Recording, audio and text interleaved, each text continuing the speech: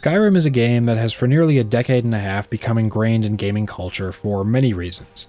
From its fantastic open world to its memeable moments to its many interesting and detailed quests, Skyrim is easily one of the most popular games of all time, with it still making waves in the gaming discourse of today, with one topic in particular still hotly debated over a decade after the game's launch: the civil war between the Cyrodiilic Empire and the Stormcloak Rebellion.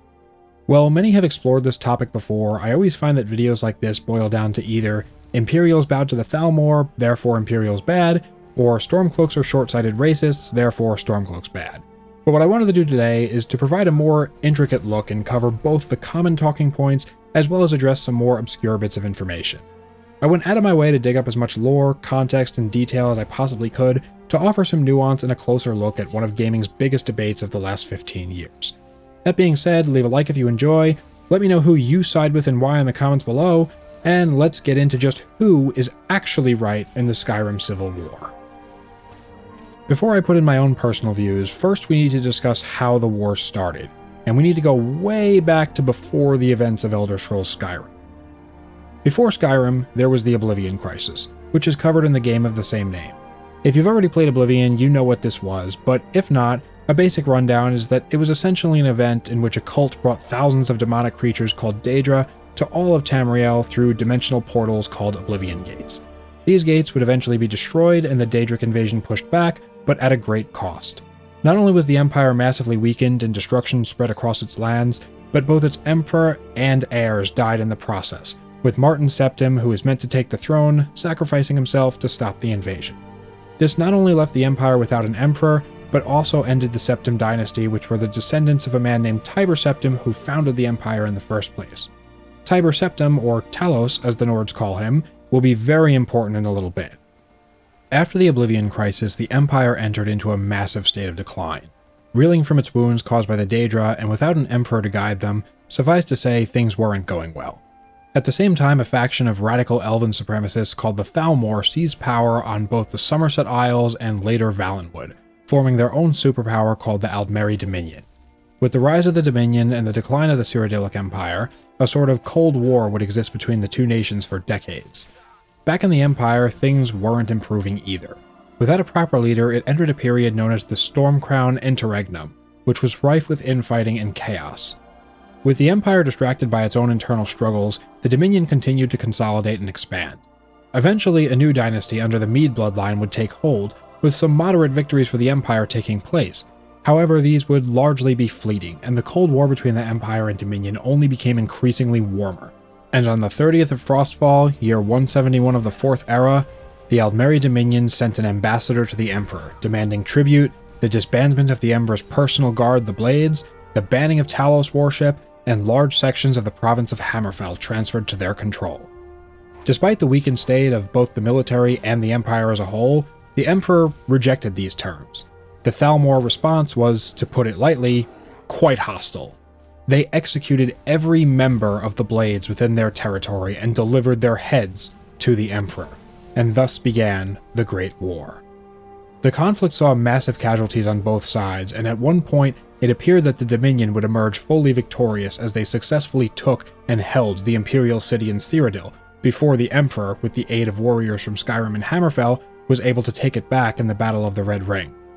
With the Imperial military exhausted, the Emperor, Titus Mede II, signed a treaty with the Aldmeri Dominion called the White Gold Concordat in the 175th year of the Fourth Era. The treaty largely gave in to the Dominion's original demands that were given before the Great War. Large parts of southern Hammerfell were handed over to the Dominion, the Blades were disbanded, and perhaps worst of all, the worshipping of Tiber Septim or Talos, the man-turned-god, was outlawed in the very empire he founded, with the Dominion being allowed to send their justiciars within Imperial territory to enforce the ban. The Concordat obviously faced a huge amount of backlash, with an almost immediate rejection from the Redguard province of Hammerfell, which instead of coming to an uneasy peace, continued to fight the Dominion by themselves for another 5 years, until the signing of the Second Treaty of Stros M'Kai in 4th Era 180.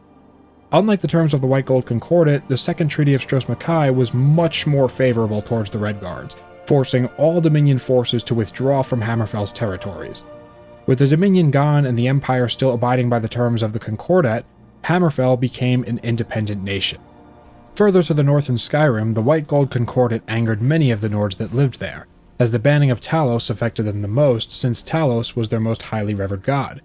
According to Nord beliefs, not only did he as the mortal Tiber Septim found the Empire and unite mankind, but it was also a commonly held belief that he had, upon death, ascended to godhood, something many Nords took pride in. This was also something that greatly offended the elves of the Aldmeri Dominion, as they believed man to be an inferior race that was incapable of reaching godhood, and by signing the Concordat, the Empire was officially adopting the Dominion's beliefs. There had even been propaganda produced by the Empire, such as the book The Talos Mistake, that can be found in-game that tries to claim that Talos was never in fact a god and that his worshipping was always in error. It even pathetically tried to claim that the Emperor had not in fact cowed down to the Dominion with their signing of the Concordat, but instead it was simply the right thing to do in order to better worship the other gods, which, according to this book and the Dominion themselves, Talos was not among them. This only further enraged the Nords of Skyrim. Not only was the worship of their god, their hero, banned, but now they were being lied to by the very government they had helped fight against the Dominion in the Great War. Something many on both sides of the argument overlook is that thousands of Nords from Skyrim fought side by side with the other races of Tamriel in the Imperial Legion against the Dominion, only to be forgotten by the very empire they serve. This was becoming a common criticism across Tamriel, not only with the Nords, but with the Red Guards of Hammerfell as well. Why was it that the White Gold Concordat seemed to punish only provinces far away from the Imperial heartland of Cyrodiil? Emperor Titus Mede II still retained power, and his people in Cyrodiil maintained their lands and religion for the most part, but it was Hammerfell and Skyrim, provinces that suffered and gave arguably just as much as the mainland in the Great War, who were expected to bear the brunt of the concessions of the treaty. This uneven treatment of people in an empire that was supposed to be united did not go unnoticed, and tensions were soon to reach a boiling point. In the early days of the White Gold Concordat, the banning of Talos worship wasn't enforced in Skyrim.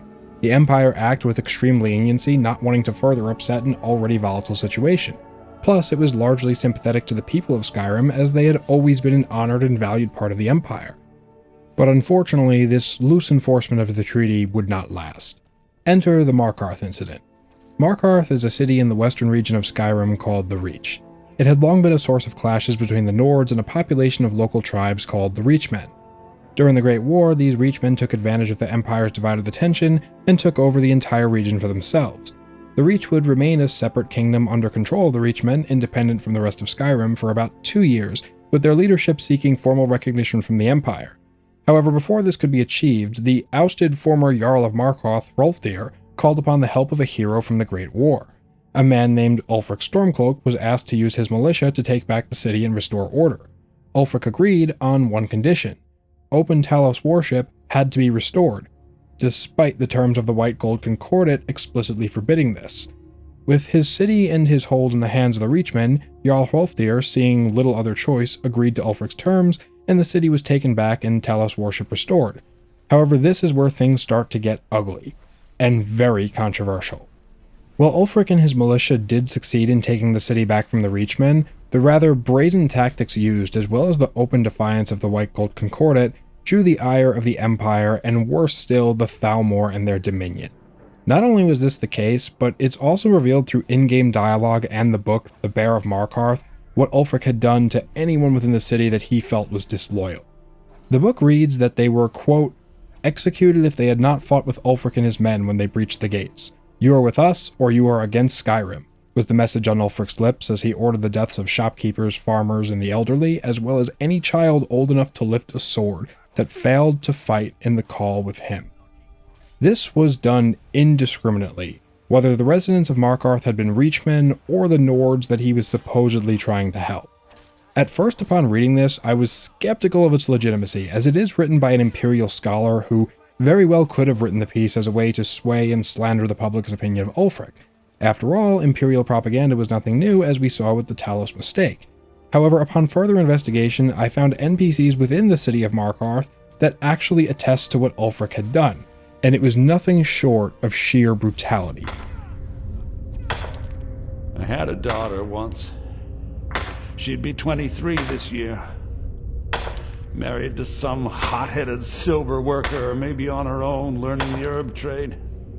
The Nords didn't care who was and who wasn't involved in the Forsworn uprising. I had spoken to Modenak once. That was enough. But my little Aethra didn't want to see her papa leave her. She pleaded to the Jarl to take her instead. And after they made me watch as her head rolled off the block, they threw me in here anyway to dig up their silver.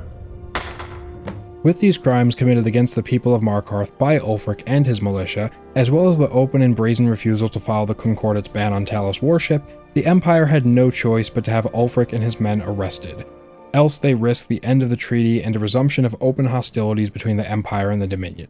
This was something they could not afford, and as a result, Ulfric Stormcloak was imprisoned and the rest of Tamriel moved on without him. While Ulfric was in prison, his resentment for the Empire, whom he and many others believed to be ruled by weaklings, only grew. When his father Hoag Stormcloak, the Jarl of Windhelm, passed away, Ulfric was forced to deliver a eulogy that he smuggled out of prison in the form of a letter. The former Imperial Legion war hero Ulfric was now left to rot in a cell, unable to attend his own father's funeral, and feeling betrayed and abandoned by his empire, the very one that he fought for years earlier, and his resentment turned into hatred, until he was eventually set free to take his father's place as the Jarl of Windhelm. Once Ulfric became the Jarl, thus gaining power, he began to form his own army of loyal supporters that became known as the Stormcloaks, and a cult of personality developed around him.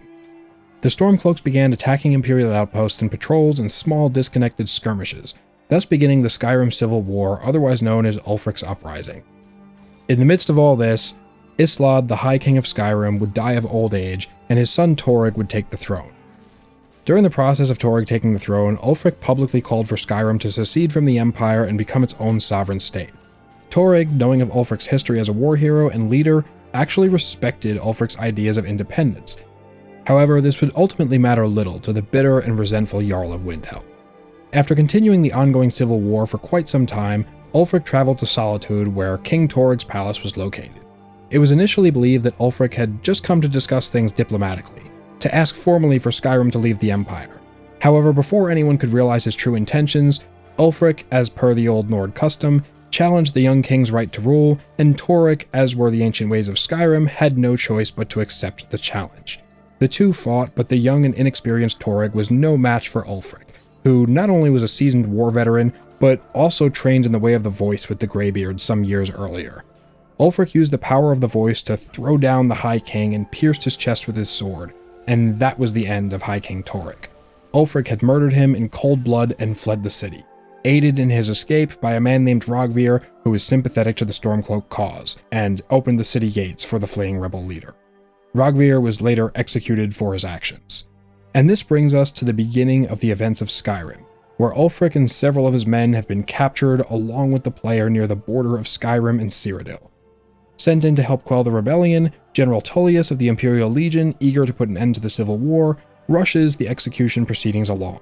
As heads roll and it looks like the leader of the Stormcloaks is about to be put down, a dragon of all things suddenly intervenes, sending prisoners, villagers, and Imperial soldiers alike scampering for cover, as the dragon burns the village of Helgen to the ground. As the player, we're given a choice on who to follow through the chaos: Hadvar, the Imperial soldier who was about to aid in our execution, or Ralof, one of the rebels we were captured with while trying to cross the border. For many, the choice is obvious, and I myself over the last decade plus have went with both in different playthroughs. I've joined both the Stormcloaks and the Imperial Legion at different times in my life. For my first several playthroughs of Skyrim, I sided with the Stormcloaks every single time. Though, as I gained a better understanding of the lore and universe, I began to doubt the rebel cause more and more with each playthrough, and I no longer see it as much of black and white as I once had. On a surface level, the Empire selling out and banning Talos worship is definitely a point of contention. And the fact that the Thalmor can, as we see in game, just come and abduct basically whoever they want is also definitely a problem. It's certainly unfair that, as I pointed out earlier, the terms the Emperor agreed to in the White Gold Concordate seem to single out Skyrim and Hammerfell the most, while leaving the Imperial home province of Cyrodiil largely untouched. These are all valid reasons to disapprove of the Empire's handling of the situation. While not coming to an agreement to end the Great War would have certainly caused more death and destruction, especially for Cyrodiil since it is geographically closer to Dominion territory, The way Skyrim and Hammerfell were treated in the peace negotiations and ultimately forced to bear the brunt of the aforementioned concessions is undeniably less than fair, to say the least. And first and foremost, I want to address some of the common arguments I hear against the Stormcloaks that I just can't agree with. The first, and one of the most common ones I see, is that the Stormcloaks are wrong simply because the Stormcloaks could never win a war against the Dominion on their own. This argument doesn't make any sense. Skyrim is absolutely, without a doubt, in a great place to wage a defensive guerrilla war against the Empire, the Dominion, or anyone else who might come their way. In real-life history, we can see several examples of how weather, geography, and location can be enough to push back even the mightiest of armies. From the real-life graveyard of empires in the Middle East, which took on the British, Soviets, and Americans throughout the years, to the frozen east of Europe that stopped both Napoleon and Germany in their tracks. Geography and weather matters, and Skyrim's would be no different. The harsh mountain ranges that border the south, east, and western parts of the province would serve as a massive barrier to entry not only to troops, but supplies as well. And in the case of a Dominion invasion, they would have to bring supplies in from the far-flung regions of Elsewhere and Valenwood. I also don't think the Empire would invade Skyrim if it did declare independence, and this is a point I'm going to expand upon in a little bit.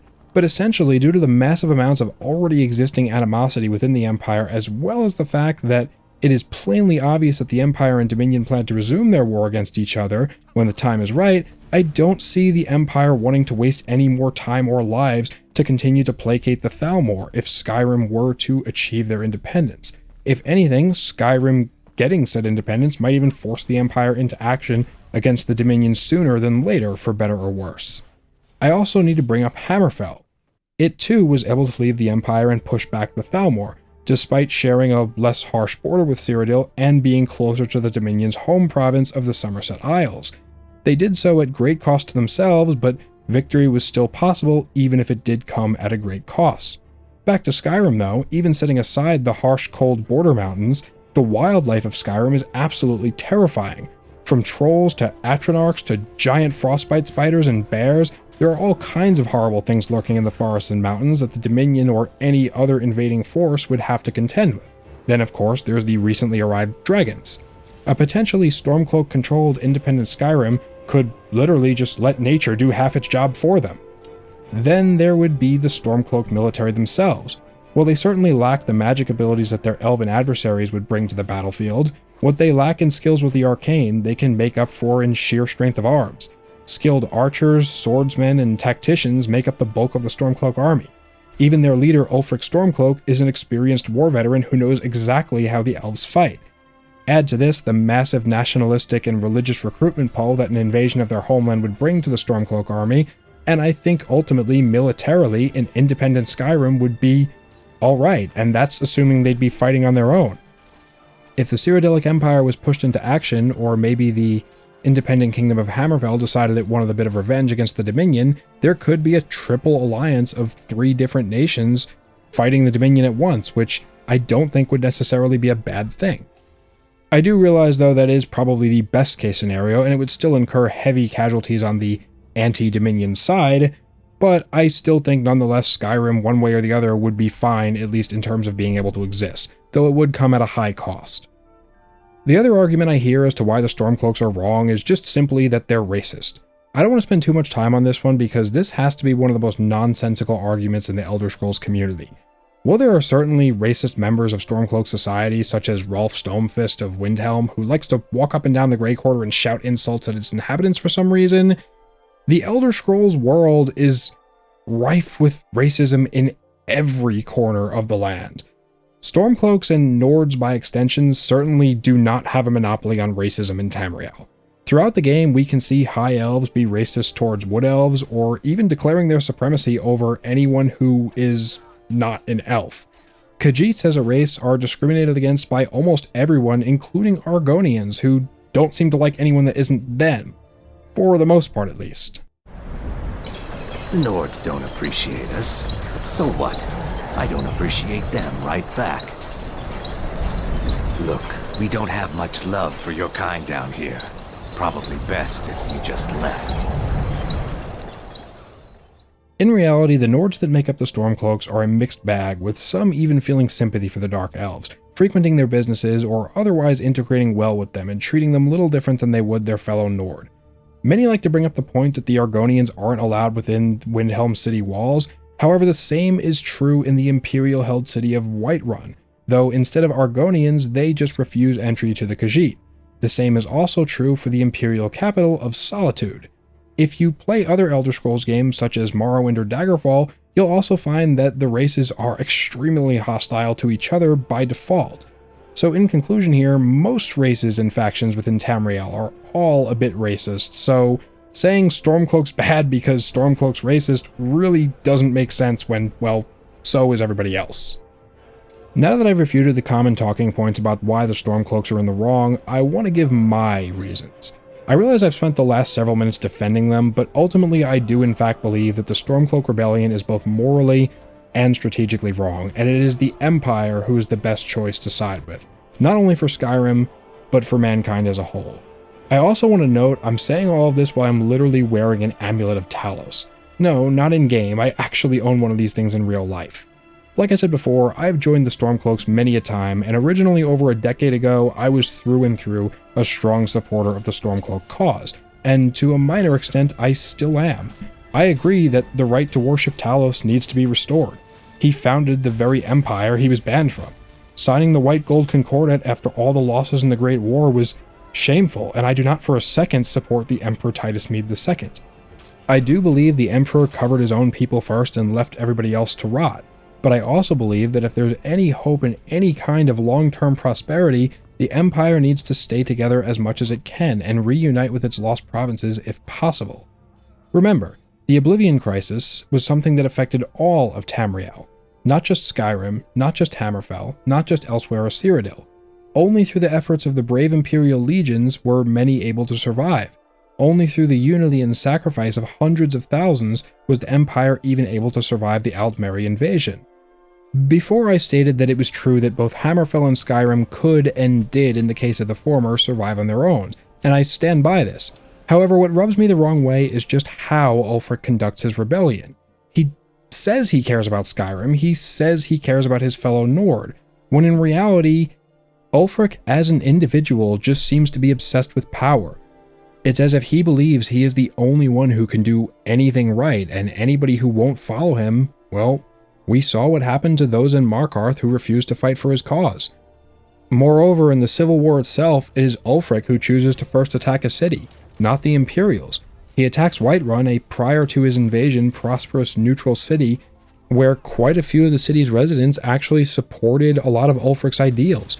In fact, his most ardent supporter is a Nord named Heimskr, who preaches in the city's square about the glory of Talos right in front of the Jarl's palace with an amulet of Talos around his neck and a shrine of Talos behind him, and despite the fact that Whiterun is an Imperial-controlled city, he is never once bothered by the Imperial guards, the Thalmor, or anybody else. In fact, if anyone is to assault him, the Whiterun guard will protect him with their lives, and when Ulfric invades Whiterun, it is Heimskir's house, ironically, that is destroyed, thus making him homeless. So how is any of this supposed to help the Talos-loving Nords of Skyrim that Ulfric claims to want to protect? It was also Ulfric who killed the High King, and while he did technically do it according to the old Nordic ways, the ancient Nords do not rule Skyrim and haven't for hundreds of years. The Empire does, and even if that weren't the case, the old Nord way is meant to be a duel using blade and fists, not magic and dragon shouts. Ulfric knew Torygg never had a chance. Even more so, Torygg, as mentioned, previously respected Ulfric, with some in his court even suspecting that had Ulfric just asked, he may have declared Skyrim to be independent. No, even after Isla died, the Moot voted to make Torygg High King of Skyrim. But Ulfric was at that Moot, continually talking about Skyrim's independence in terms just shy of treason. I don't think Ulfric knew how much Torygg respected him for that. If Ulfric had asked Torygg directly to stand up, to declare independence, Torygg might have done it. Furthermore still, Torygg was a Talos worshipper himself, as were many others within the Empire, including many in the very Imperial Legion that Ulfric was fighting to destroy.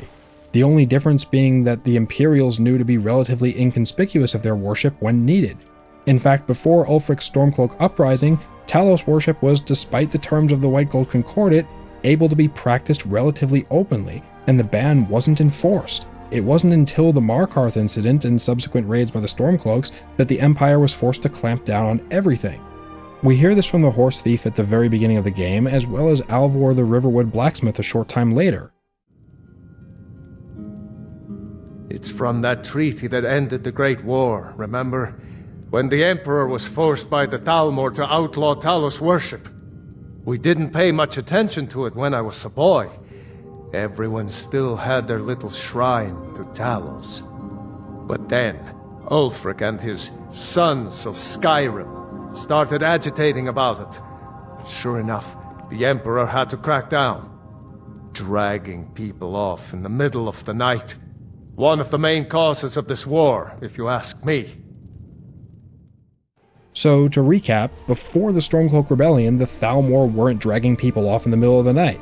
Talos worship, while technically banned, was still openly practiced by most of Skyrim, and nothing was done about it. There was no war between Nords at all, and overall Skyrim as a province was a lot safer. On top of all that, let's talk about just how ineffective the Stormcloak strategy is when it comes to keeping the people of Skyrim safe. For starters, they abandoned their own people. In Windhelm, the capital of the Stormcloak Rebellion, where Ulfric sits on his throne, there is a massive poverty and homelessness problem even among the Nord population, with some of the homeless being children. There's a little girl named Sophie who has to sleep on the ground in one of the coldest cities in Skyrim. Why is she homeless? What happened to her parents? They died fighting Ulfric's war and she was just abandoned. Is this what any veteran of any war would want for their child? For them to be abandoned on the cold streets? He doesn't treat his close friends much better either, as even his steward Joffrey has to sleep on the floor of his palace. This guy doesn't even have a bed. Well, the Empire certainly has its issues. For all the grandstanding Ulfric does, talking about how he wants the Nords to be able to live better and live free and be prosperous, he certainly doesn't seem to put words to action. If that wasn't enough, Ulfric even abandons prisoners of war held in Northwatch Keep, with the player being the one to have to free them. To add further insult to injury, one of the prisoners isn't even just a run-of-the-mill Stormcloak soldier, rather he's a member of a very influential family with ties to the Stormcloaks, once again proving that the Stormcloaks don't even care about their more important people, never mind their common citizens. Adding to this fact further, Skyrim is full of bandits, drug dealers, cults trying to resurrect literal demons, vampires, giants attacking farms, and as of the beginning of the game, dragons which burn down and attack entire villages, including Windhelm. Yet Ulfric Stormcloak does absolutely nothing about any of this. It is in fact largely the Empire or the Jarls loyal to the Empire that seem to be the only ones getting anything done aside from butchering their fellow countrymen just for the sake of it. The Empire are the ones who, well thinly spread and with loads of flaws, at least try to sort things out and maintain peace and order, while the Stormcloaks leave their people to die at the hands of the Thalmor, let veterans' children freeze to death on the side of the road in one of the roughest cities in all of Skyrim, and allow bandits to freely plunder their land. Just think, if Ulfric worried more about his own city, or even the country as a whole, rather than fighting the Empire, there wouldn't be as many problems.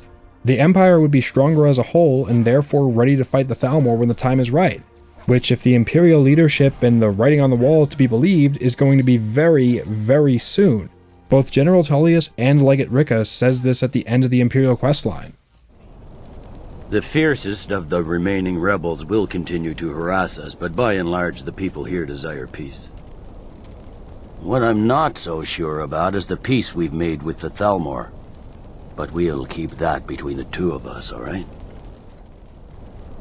There are those who still call themselves Stormcloaks, who continue to fight us and bring misery to the people, but they are few in number. The ordinary citizen will be happy to get back to life as normal, to have their families return home. And they should enjoy it while they can. I suspect all of Tamriel will again be called to arms in the not-too-distant future. The Thalmor also make it pretty clear that they have no intention of keeping the peace either.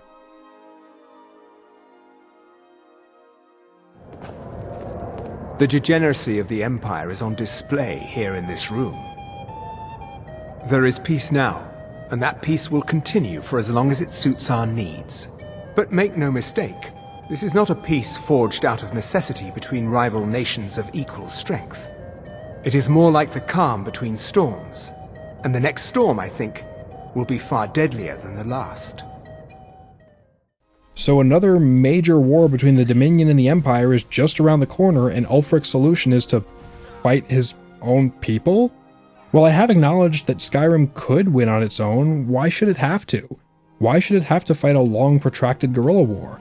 Why should brothers kill brothers and fathers kill sons? Ultimately, at the end of the day, the Stormcloak Rebellion doesn't serve anyone or anything other than Ulfric's power fantasy and blind lashing out desire for revenge. He is leading thousands of young men and women to their pointless and tragic deaths that will only lead to more pointless and tragic deaths, while the rest of Skyrim suffers in more ways than one. Whether it's rogue wizards harvesting souls, the Forsworn killing random travelers, bandits, cults, or trolls on the roads, or even the dragons in the sky, Skyrim is suffering, and Ulfric is doing absolutely nothing about it. He's only killing his fellow countrymen.